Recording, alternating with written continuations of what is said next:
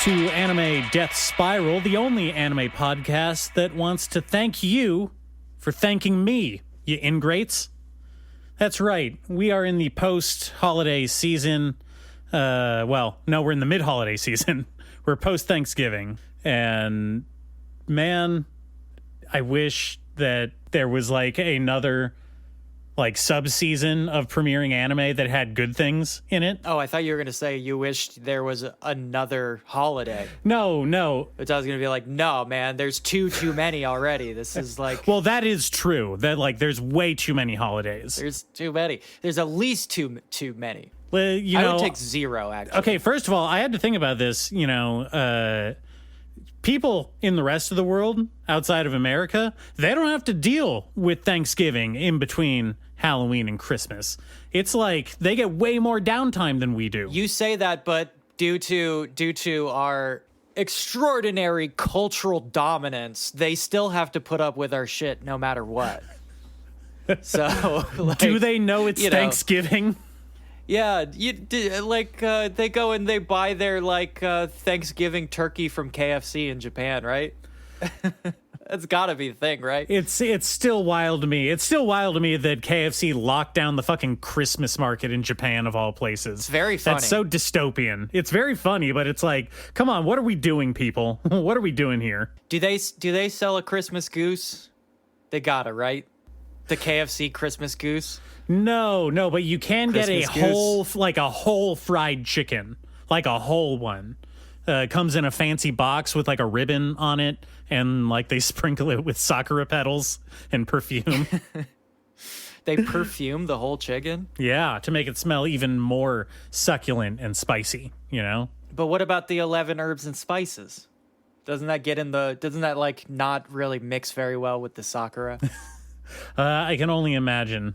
But yeah, I wanted to take a moment while we're in the post-Thanksgiving, lull here, and just kind of apologize for playing hooky. Yeah, well, apologize for playing hooky last week. I was traveling. Obviously, Remy can't do the show without me. I am the linchpin of this duo. I'm really the entire heart. It's what the fans, are here for, is my personality. Yeah, so I definitely wasn't just playing Forza. and losing at Forza too. Come on. Occasionally I lose. It happens sometimes. I mean, come on. Nobody has 100% perfect score. Shit, it's hard. All right. Well, I'm not a car guy. I don't know the intricacies. You don't even know how many wheels there are. Sometimes there's 5. You can have a 5-wheeler, right? I mean, if you're a clown, if you're some kind of fucking clown to me. Can you get a clown car in Forza? It depends on what you mean. You can get very small cars. When I imagine a clown car, I imagine a VW Beetle, but very small, smaller than a regular VW Beetle. And then the funny part is when 5, 6, or 7 clowns get out of the very small car. I think that's real funny. That's the joke. That's the whole, that's the basis of the humor.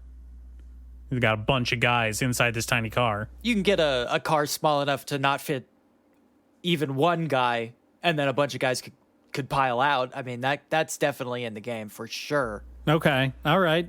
But also, many cars are clown cars to me personally. I mean, many of these cars. Frankly, a lot of German cars. Yeah, you have a real contentious relationship with Italian cars. That's more just a personal preference thing. I just find them to be ostentatious in a way that clashes with my personal aesthetic. I mean, you ever seen somebody driving a Maserati? That dude, there has never been a dude who drives his Maserati on the street that's not an asshole. That's never happened. Well, in the Dark Knight, Bruce Wayne drives a Murcielago. Yeah, and he's very famously an asshole. I mean, yeah, he's a huge asshole. Batman's a cop. He's the biggest asshole. That dude sucks. All right, I don't want to get too hung up on Batman. I really wanted to take a moment here, just real quick, you and I. Let's just say a couple things that we're thankful for in this world of anime that we inhabit.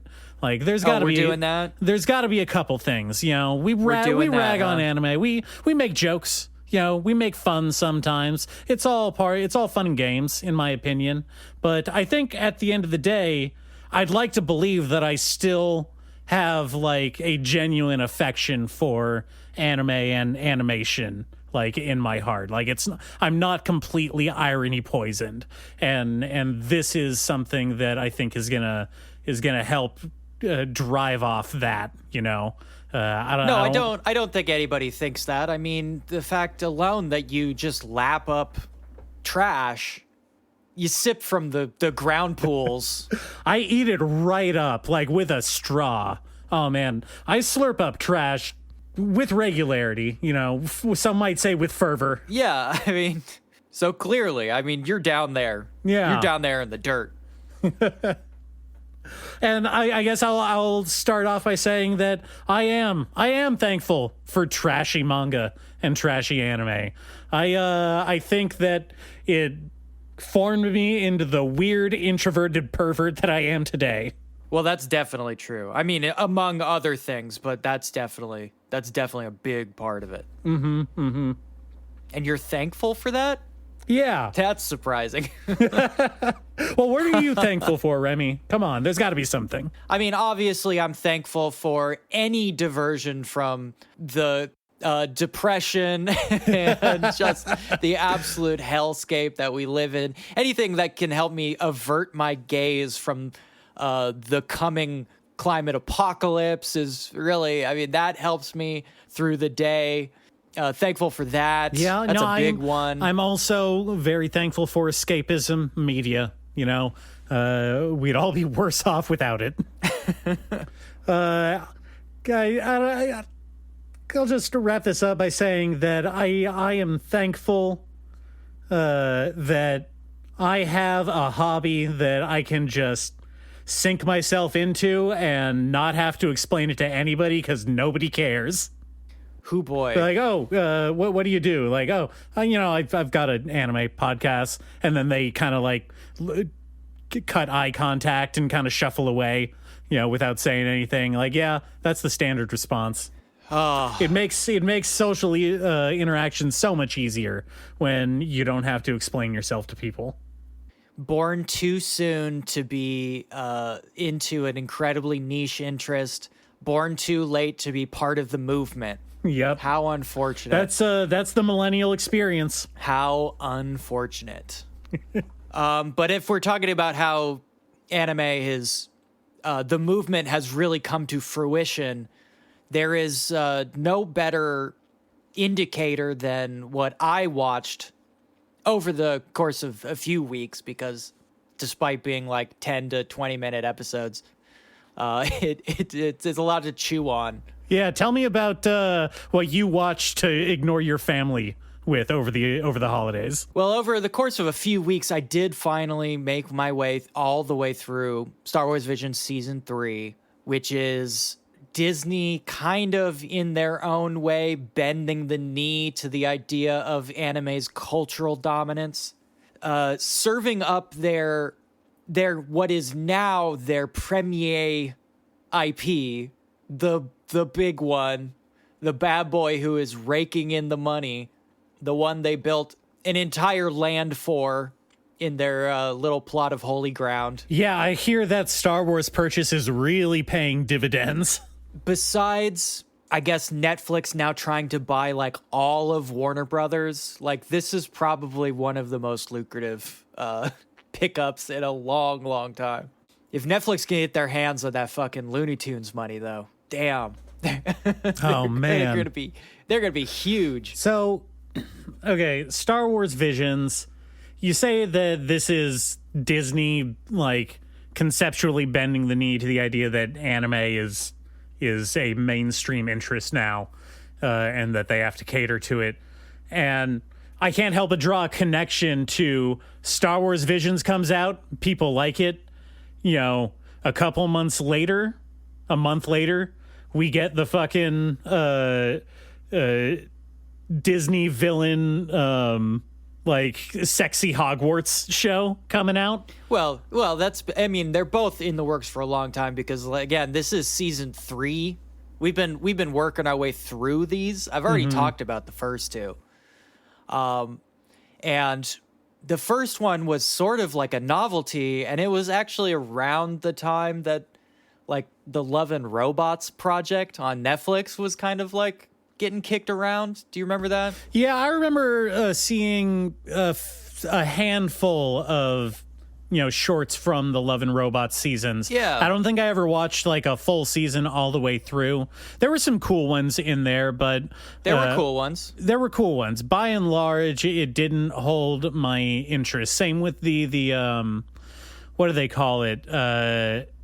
Like Secret Lair or something like that. But the Amazon show where they have a bunch of different like already established IPs the video game thing. Final Level, I think, is what it was called. Yeah, Secret Level. Secret Level is Secret Level, whatever. Yeah. I was immediately put off by that entire concept, but I'm sure there's like one or two good ones in there. I watched the Warhammer one for that and a couple others. I watched the one that Arnold Schwarzenegger was in, which was like a God of War parody.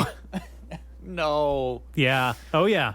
Oh, man. So, I don't know. They were okay. Hey, that live action God of War project got picked up. Did it? That's happening. Yeah. They haven't announced like anybody like directing yet, have they? I don't know. I don't think so. I think the last time I heard about it, they were shopping for a writer. But it seems like they're moving forward with it. So we're going to get a lot of boy. Okay, hey, while we're here, what happened to my Oscar Isaac Metal Gear movie? What happened to that? I said it last time we were talking about this. That is not happening. That is not happening. That it can't. Just like they keep announcing these live action Gundam shows. That's not it's not happening. You can say whatever you want about. Oh, Sydney Sweeney is attached to the live action Gundam, but it's not no more. fucking happening. People dog. have turned on her. Yeah, it's not. You could say whatever you want. Oh, Keanu Reeves is still trying to make that live action Akira movie. It's not fucking dog. It is not happening. The Keanu Reeves Acura movie would be fucking insane. Oh man, I was already being like, what is Jordan Peele gonna do with an Acura license? But we'll never know on that one. That definitely fell through. it's not happening. Not happening. Yeah, it is not happening.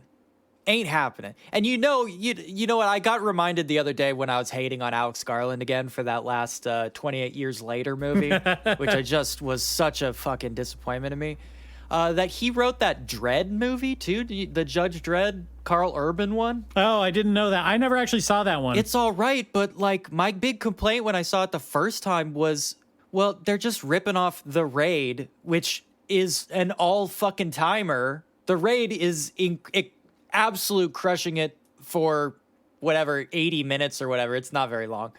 Just every single second is fucking good in The Raid, and they just kind of like ripped that off but threw a dread skin on it, and they removed a lot of the martial arts, which is again kind of one of the best parts of The Raid. Sure. And by the way, just putting a licensed skin on a much better movie, I feel like maybe that is a valid way to make a movie. Not like like an artistic movie, but there's been serviceable stuff with that mindset. I'm not going to knock it, okay? It's fine. I mean, if you're going to make a Judge Dredd movie, we know what the original one was like, which was like the big comic book adaptation version of Judge Dredd, and obviously that didn't work very well. And this one is super focused. It is like one 4 or 5 hour period where they're stuck in one location killing one kind of guy over and over again, which is a smarter adaptational move.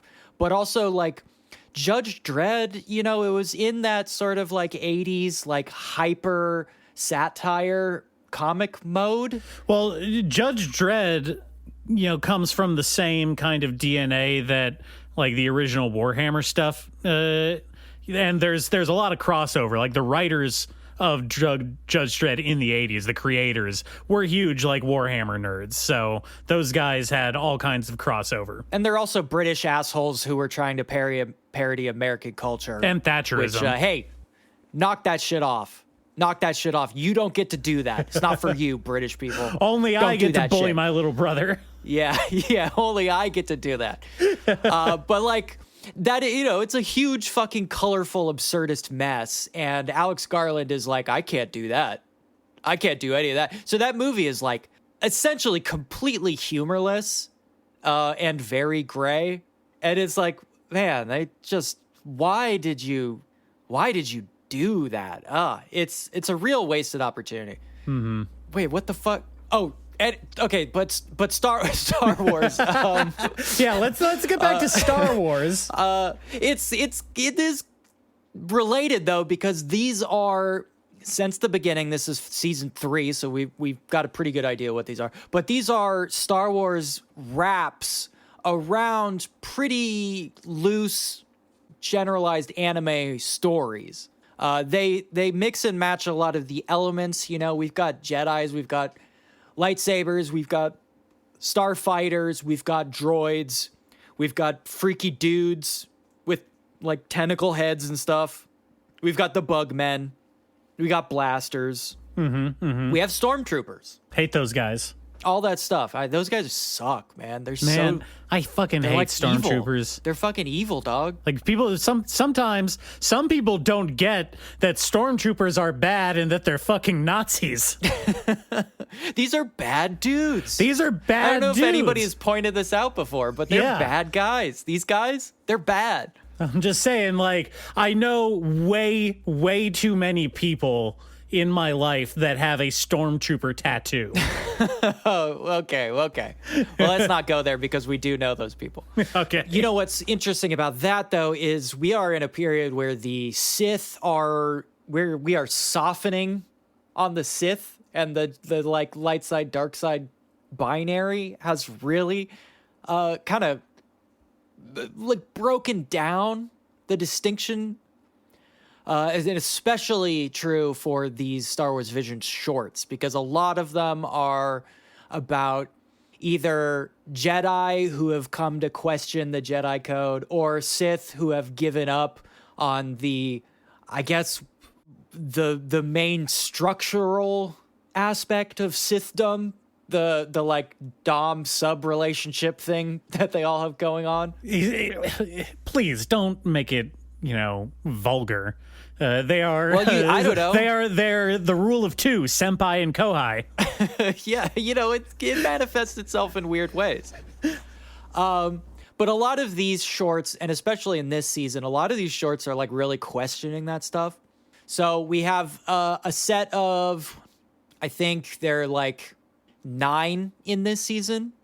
At least 3 of them are sequels to the first season, which I thought was an interesting choice. But the first one is a sequel to one of the ones I really liked, which was that black and white, like throwback samurai short, which I thought was very cool. I saw some clips of that one in particular, and it did look cool. Yeah, and this one is also interesting in the way that it also has very little interest in doing a Star Wars at all. Like, it literally starts in like a Yakuza gambling den, it just happens to be on the top of like a walker. Mm-hmm. There's like a little toad guy who runs the thing instead of, a Yakuza guy with a bunch of tattoos. I love it when there's a little toad guy. Yeah, and our man's is obviously, he's a Ronin. He's given up his Sith ways, but he's not a Jedi. So they make a very big point of that. Like, he was never a Jedi, or he's a fallen Jedi? What do you mean he's not a Jedi? Well, he's a Sith. Okay. But he's like, I'm not doing that shit anymore. That's not me anymore. But he doesn't become a Jedi. So he's just like, he's a rogue agent. Yeah, well, a Ronin, right? Yeah. The masterless samurai thing. What do they call it? Classic Sigma male mindset. Sure. I go my own way, dog. Yeah.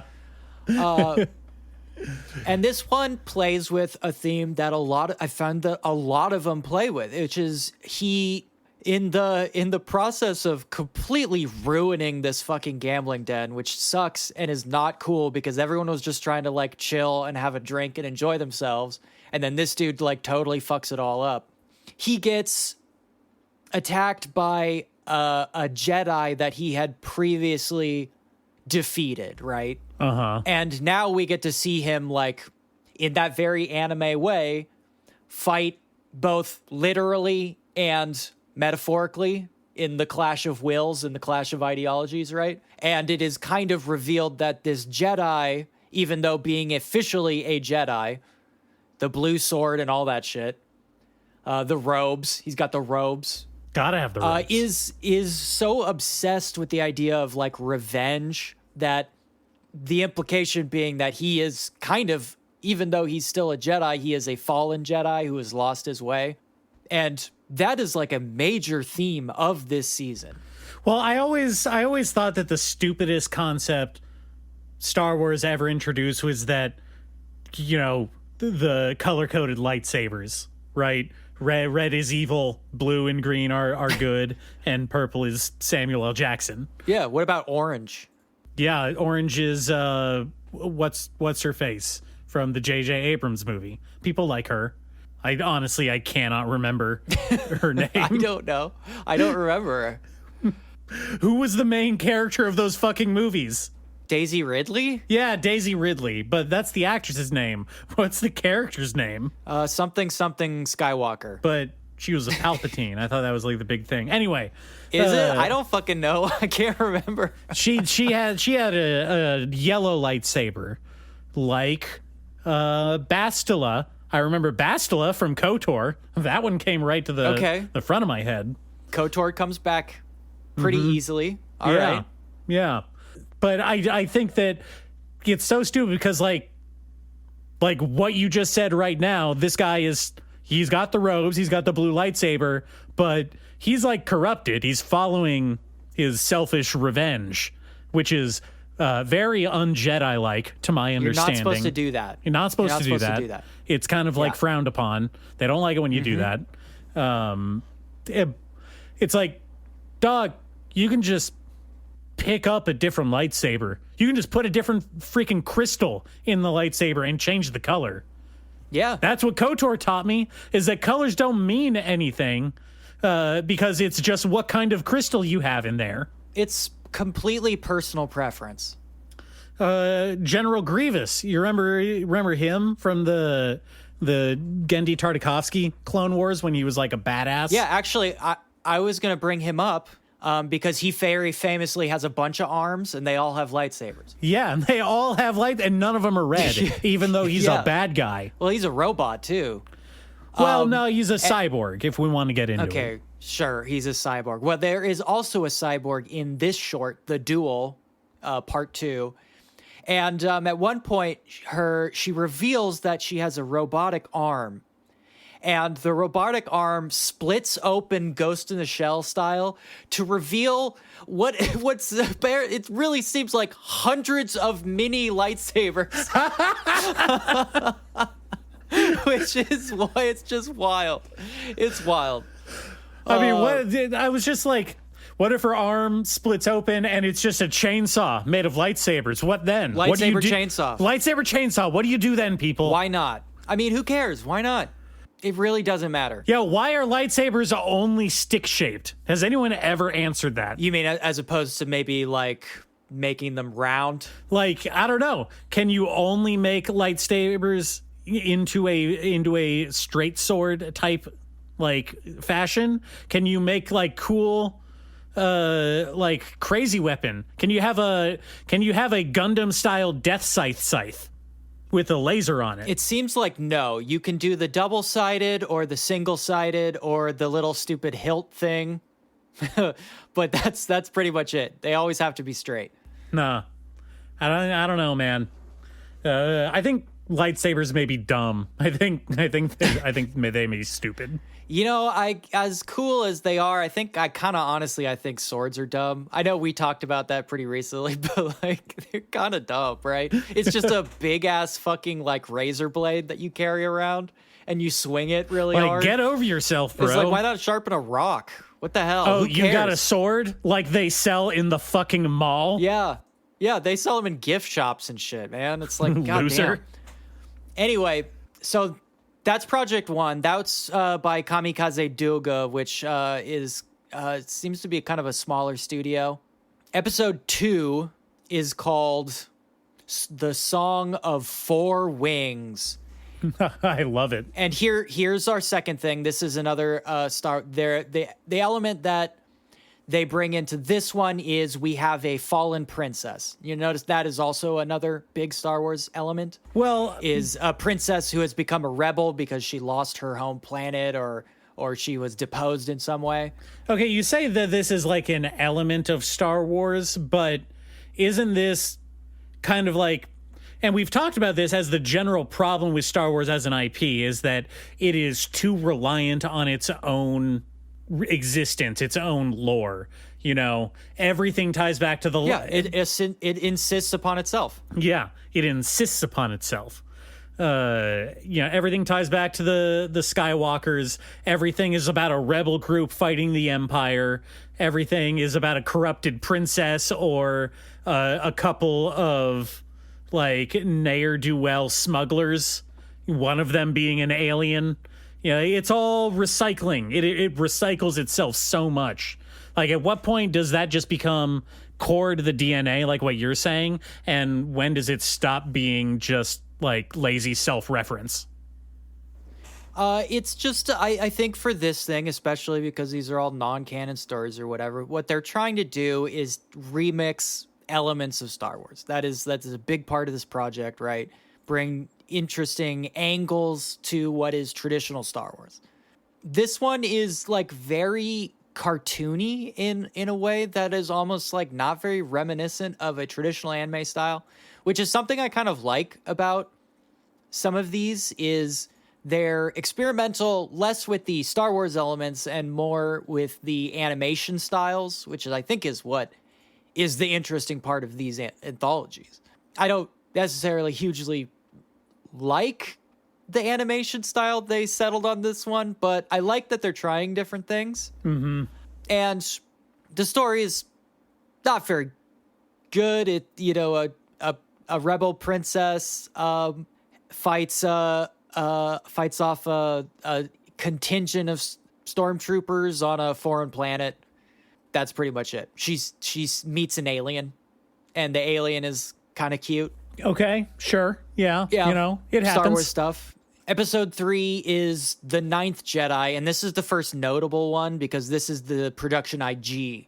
And these guys are the ones that got like a lot of the accolades in the previous seasons. That didn't Trigger do a segment as well? Yes, they did. Yeah. Actually, in collaboration with the last studio, Project Q. Uh-huh. Obviously, this is a storied animation house, and they kind of bring it. They have a very, very strong anime aesthetic. Well, you don't want to embarrass yourself in front of George. Like, come on. Well, they've got a thing. Their experiment, though, is, and you'll notice in a lot of these, again, and something we've also talked about a lot, is there is a lot of 3D. Okay. The main character is a very traditionally animated, like, anime girl, but the things that surround her mostly are stylized 3D. And I feel like this is, again, more of a low-stakes attempt at introducing 3D into the traditional pipeline, right? Uh-huh. We've seen it over and over again. We're continuously working on trying to make this work. People are just banging their head against the wall, trying to make this work. And we have really just seen various levels of success here. Actually, various levels of failure, if I'm going to be honest. I think we should be honest above all else, so. Yeah, and, following this one, still not quite got it. Still going at it. This is directed specifically by the guy who did Psycho Pass, so there's like a little bit of a feel there, if you like that direction. I personally did not like Psycho Pass very much. I also don't like Psycho Pass very much. What if Minority Report was good? Hey, what if that was a good thing that we did? What if that was a good thing? This one includes a theme that I actually kind of like, which is the droid's lament. Do you know what I mean by that? I'm kind of tossing that off, but do you know what I mean? Well, the terminology itself makes me think of the sad robot from Rogue One, or is that what that movie was called? Rogue One, a Star Wars story? Yeah, Rogue One, yeah. Star Wars story. And it had the sad robot, and he was like, man, it sucks being a robot because I can't, like, eat or like smoke or anything, Yeah, which sucks.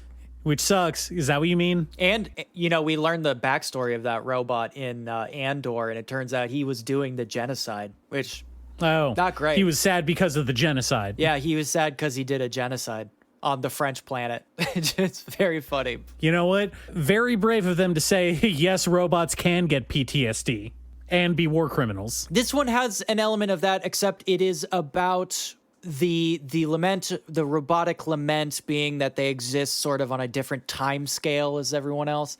And this story is about a robot that has been lost in space with its master, who has gone into like cryosleep.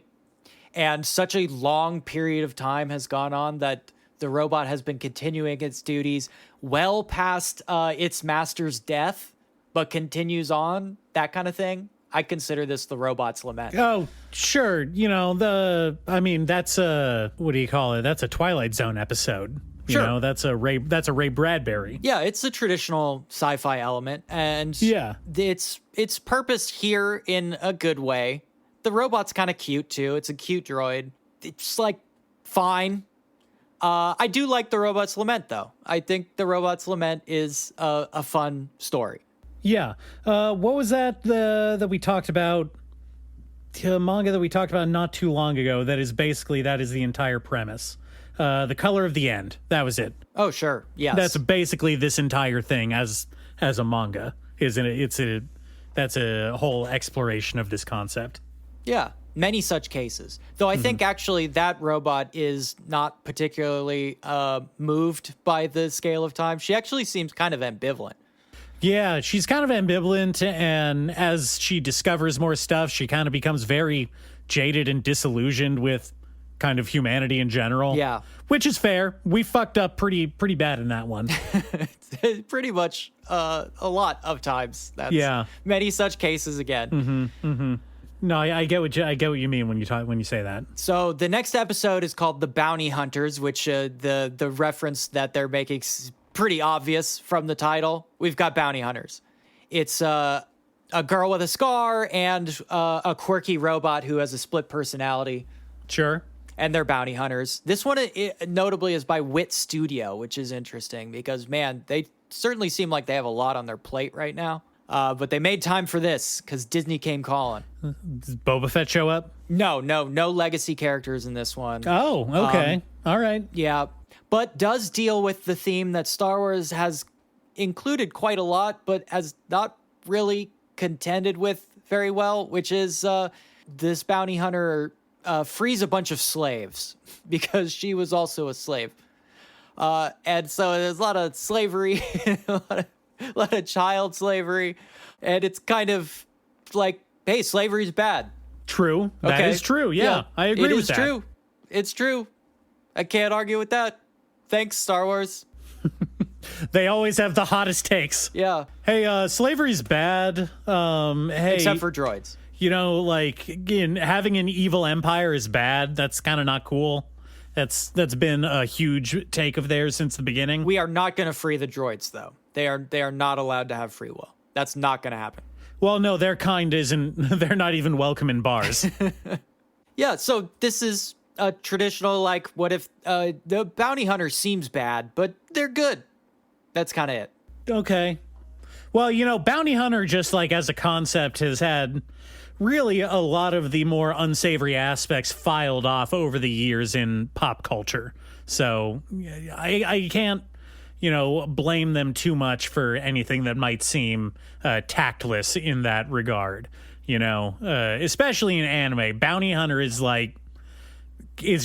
more or less analogous to cool guy. You know, Cowboy Bebop. yeah. It's like, Yeah. hey, I'm a professional cool guy. That's what a bounty hunter is. I think this one's mostly not particularly notable, except it's Wit Studio. The next one is Kinema Citrus. Are you familiar with them? No, I've never heard of them. What have they done? Kinema Citrus did, let's see, what would you know? Did you ever watch Made in Abyss, the anime version? Oh, I've seen. I haven't watched it, but I know it. I know it. Yeah, you know Made in Abyss. Yeah. The anime it's probably, I think out of all the things I've seen of them, that is probably the best work they've done. They also did like stuff like the Rising of the Shield Hero that puts, food on the table. Oh, wow. That is really unfortunate then. Yeah, they did My Happy Marriage, which I thought was really pretty misguided. They did one of those Eureka 7 movies, which I think there's more than one, right? Yeah. I think there's at least 2. Yeah, you know what? I'm looking at their catalog here. They did the animation on the bonus DVDs that came with the Dot Hack PS2 games. Oh, yes, which you've talked about before. Yeah. Yeah. Oh, Yeah. that's crazy. All right. So I have seen something from them. Yeah, I think they do pretty good work when they throw it down. And I really like this one, actually. This one has more bounty hunters. It's got a Tatooine orphan, right? Mm-hmm. It's got lovable droids. This time, kind of Kuma Bear droid, big softy, cute bear guy who is great. Sure. Yeah. Okay. You got me. It's not really fair to do the big cute bear thing because everybody likes the big cute bear, but it is a big cute bear. I mean, it's fun. And when you say big cute bear, is it just a bear? Like a bear? It's like a Kuma bear. Wow, okay. Not like a not like a Wookiee? It's not it is a droid, a big soft droid that looks like a Kuma bear. Yeah, but you can make a droid that looks like a Wookiee. It is not Wookiee-like in any way. It's big and it's round and it has a cute face and cute round ears on top. It's got it's got like a microwave in its belly, which is a little weird. But it is a droid. Sure. And the animation on this one is like super solid. It's pretty damn good. And again, even though it features the exploitation of orphans and whatnot, it's pretty lighthearted. Most of the Star Wars element here being bounty hunters and like Tatooine. But this one is like actually flexing its muscles. I think it's pretty nice. Okay. All right. It's good. And it's a notable studio. I mean, I just appreciate it when people especially with Star Wars, put any kind of weird little touch or aesthetic on it, because Star Wars as a property is so tonally inconsistent that I don't think people realize you can just put whatever in there and no one's really going to question that it's not Star Wars enough, right? Because the visual aesthetic of Star Wars is all over the place. And that's why this exercise, I think, it works so well. Well, yeah, no, I think that particular quality is why Star Wars, more than anything else, is specifically suited to be being told in anthology format. It's a big universe. There's a lot of stories to tell. And I think that stuff like Visions is really probably doing the most good with getting outside of its own little self-referential bubble that it's been in for so long, right? This is where they're doing the weird stuff. Like the Animatrix, same thing. God damn, I love the Animatrix. The Animatrix is so good. It is the best God Matrix damn, thing. It's the best Matrix property. That shit It's fucking rules, man. God damn. Yeah, really, really good. Okay, anyway, the next one is also by Kinema Citrus, and what I like about that is that they take this one in a completely aesthetically different direction, which I think is very impressive for a studio to flex like that. Mm-hmm. Tonally and animation style wise, this is just running in a completely opposite direction, which is cool. I like when they do that. Yeah, it's great. This one is also a sequel to something from the first season, which I do not remember at all. But we've got yet another Jedi on the run who's laying low from the Empire, I guess, whatever that thing is.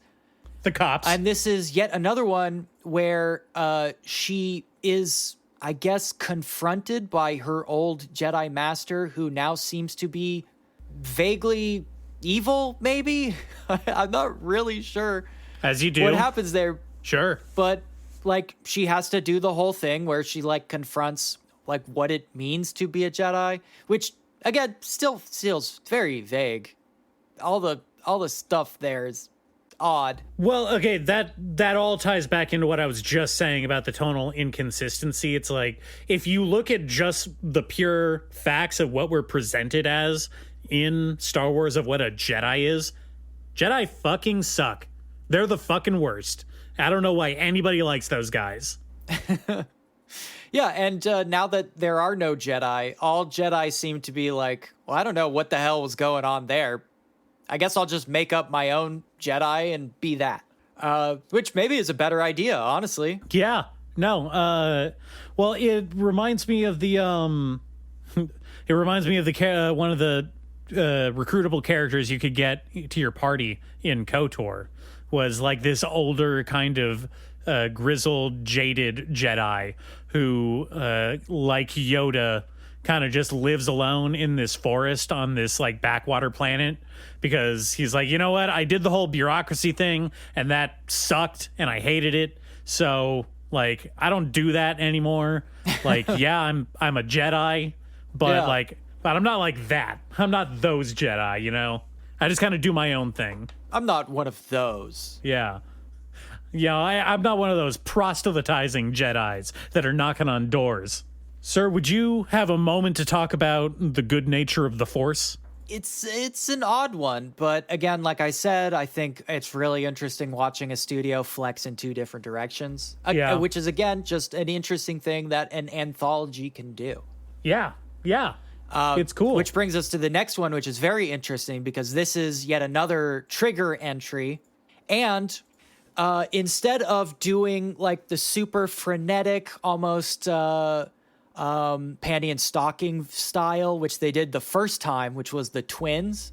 Mm-hmm. This time they go for a completely different style. And it is almost Ghibli-esque. I was very surprised. Okay. All right. It's very interesting. What do you mean by Ghibli-esque? Are we talking like soft color palette, like kind of pastoral motifs?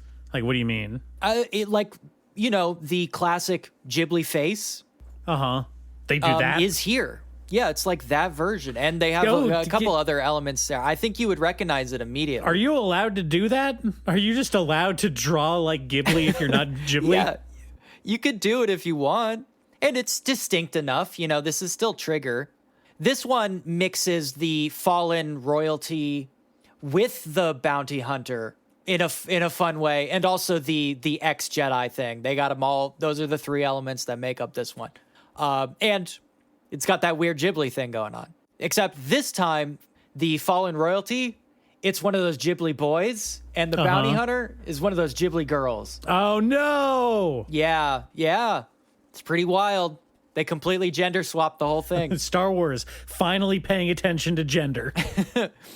And again, not a particularly super engaging story. I mean, it's functionally, it delivers, but the animation is worth it alone because it's very interesting to see Trigger trying out different things.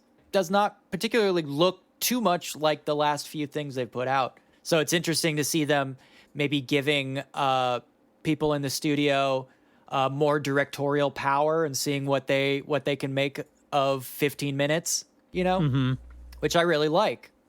And I think it works. The next one is by Polygon Pictures, which is an interesting studio I don't think of very often because they made the 3D Blame movie for Netflix. Oh, which yeah. I've told you many times I've found incredibly disappointing. Well, yeah, it's not the optimal format. We've talked about how 3D can look good, but I don't think it is a good adaptation style to choose for doing Blame. Well, and also they just changed massive amounts of what Blame is in ways that I don't like. I think honestly, like maybe the animation style was the least of its problems. But they've done a lot of stuff. They did a couple of those Godzilla movies. I remember that. Yeah.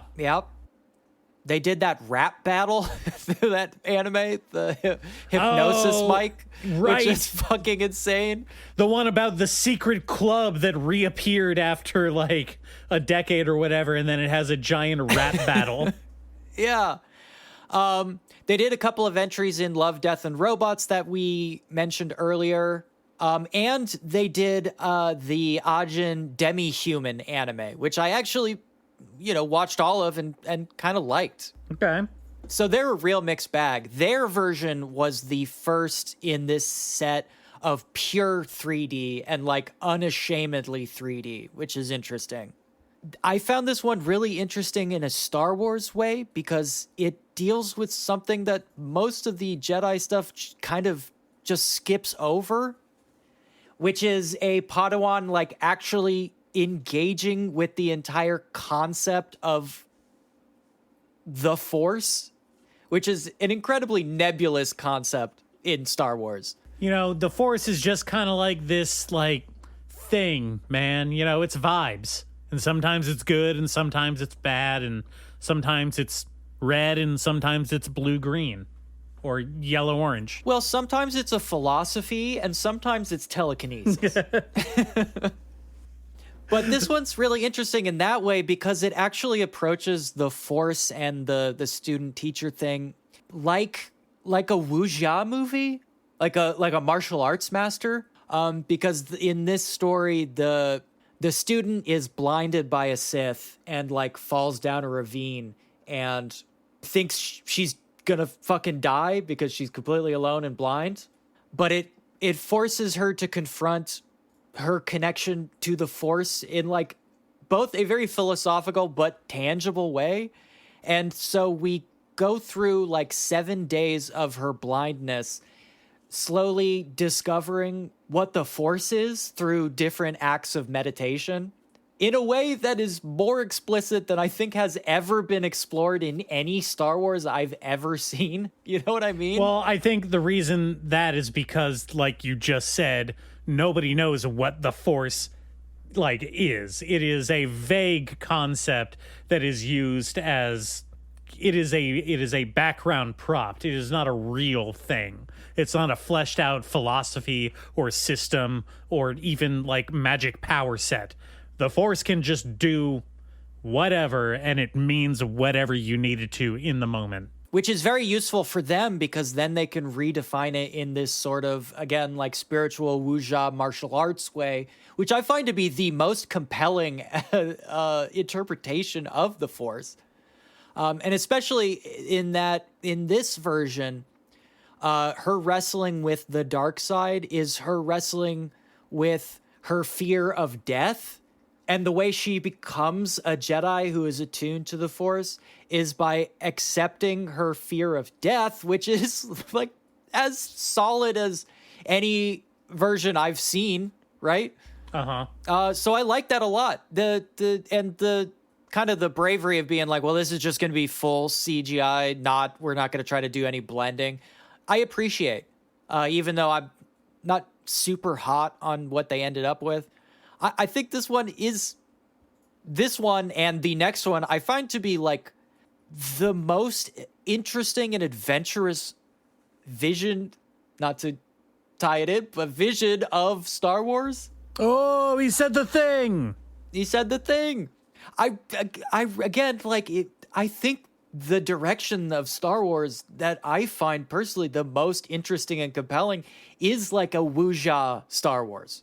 Crouching Tiger, Hidden Dragon Star Wars, I think, is the way. I think that slots right in to the whole like semi-mysticism of wuxia martial arts that's already there. It's already baked into it, right? Yeah.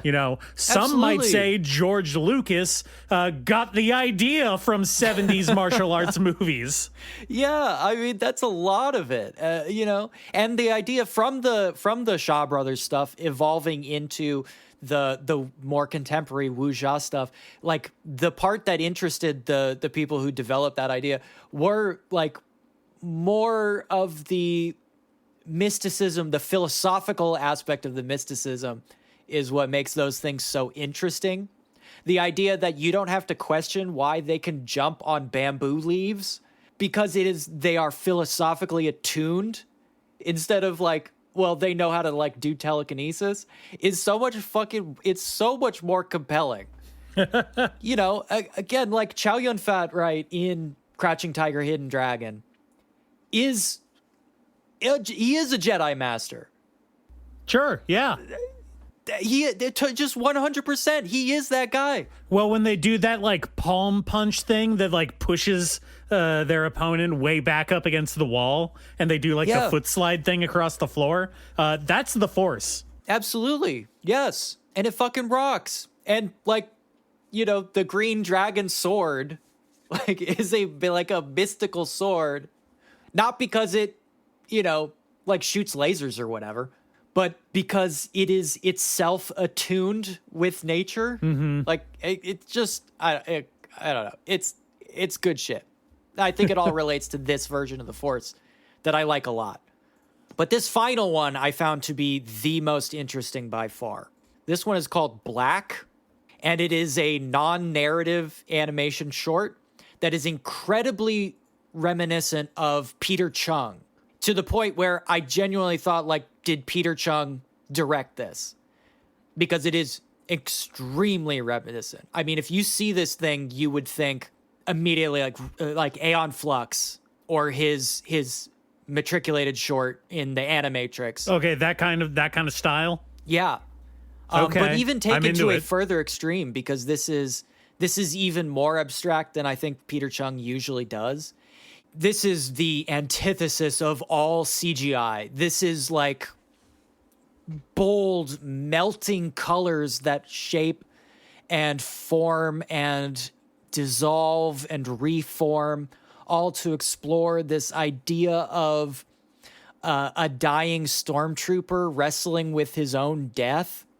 That's kind of the most I could explain about what it seems to be portraying. Are we doing a Jacob's Ladder with this? A little bit. The only way I could think about it when I was watching it was, that stupid thing people say about how when you die, your brain dumps a bunch of DMT. Oh yeah, that thing that dumb people say. Yeah. Yeah. This is like an attempt to portray that in one of the final moments of stormtroopers who died dead, like buried in snow on Hoth, or exploding inside the Death Star, or just getting blasted and anonymously like melted away on some fucking desert. What do these stormtroopers experience in their last moments? Like, what are they thinking about? Do they regret it? Are they afraid? All this shit, right? And it's all just like beautiful and fucked up and weird and scary.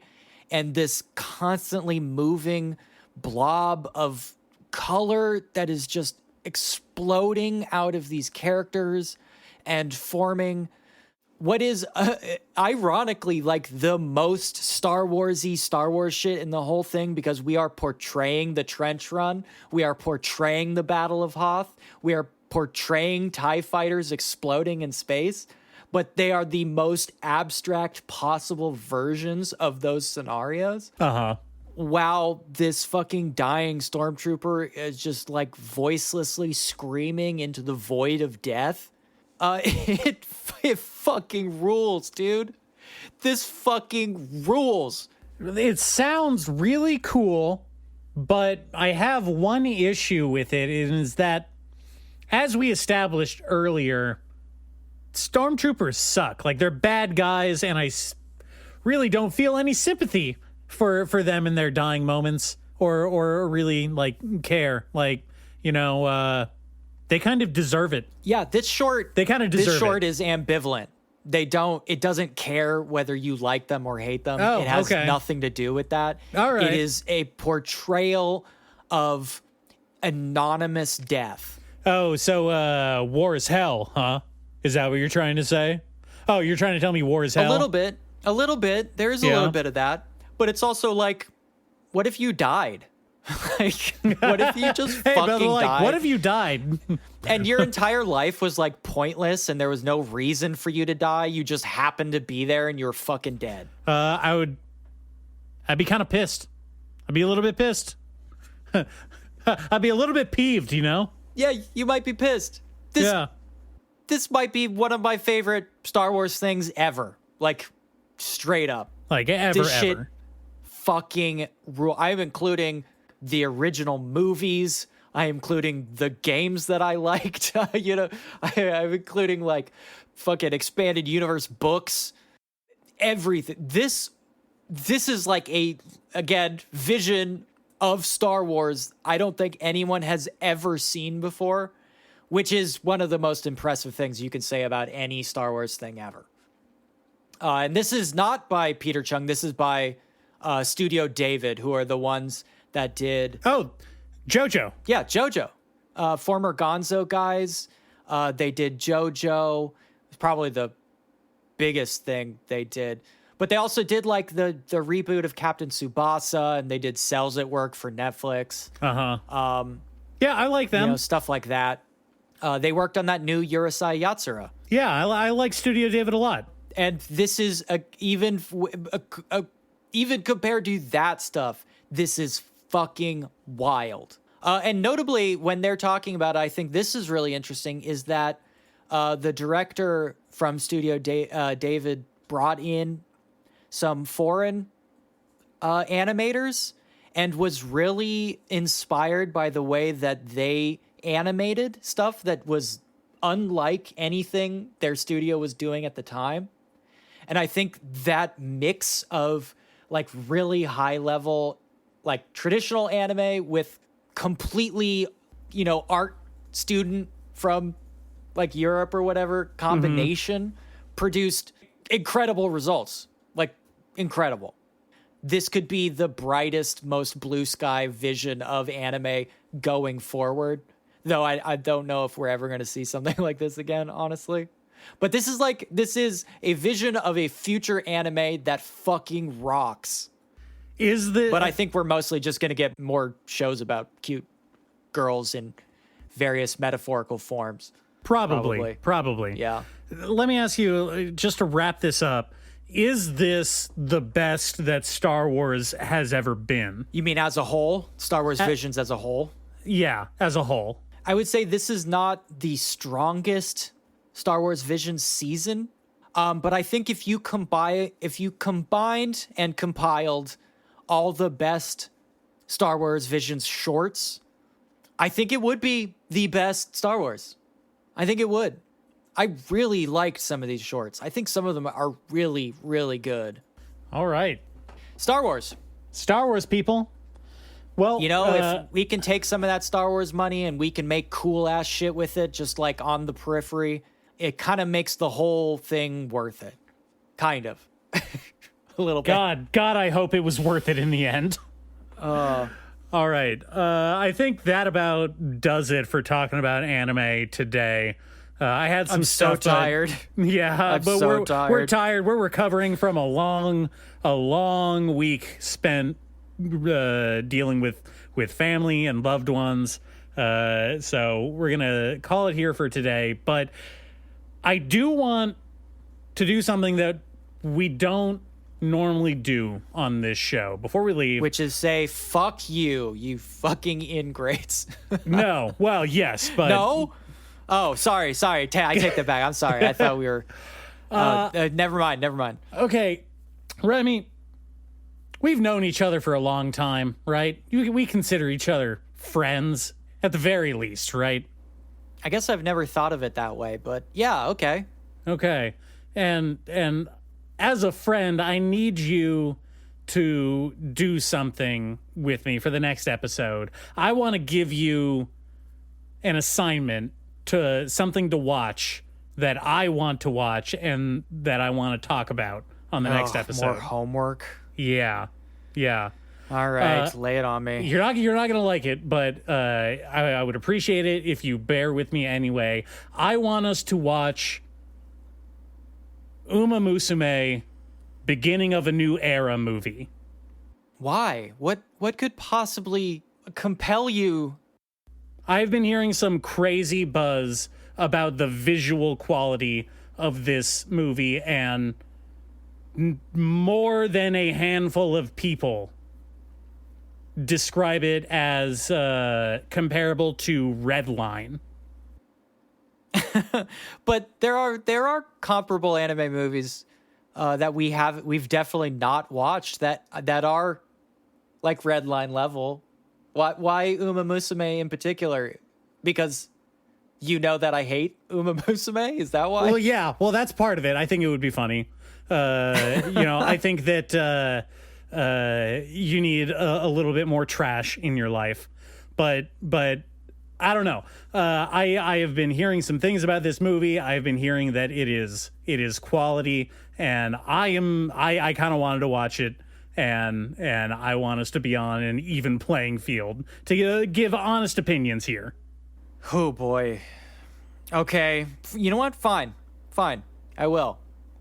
If only to put you in the hole for some kind of future ask. Hey, you know what? I know what I'm getting into here. We can go tit for tat, but do this for me and let's get it rolling. All right, I'll tat. All right. Next time we're gonna talk about this movie. Might as well throw on a fucking As Your Lane movie on top of that just to get a balancing force, right? Okay. Beautiful, handsome, tall listeners, thank you for bearing with us yet again, especially through more Star Wars talk. I know it can be exhausting. Go do the stuff, like the episodes. We upload them to YouTube. Follow us on Blue Sky. Follow us on TikTok. And we will be back next week. Bye.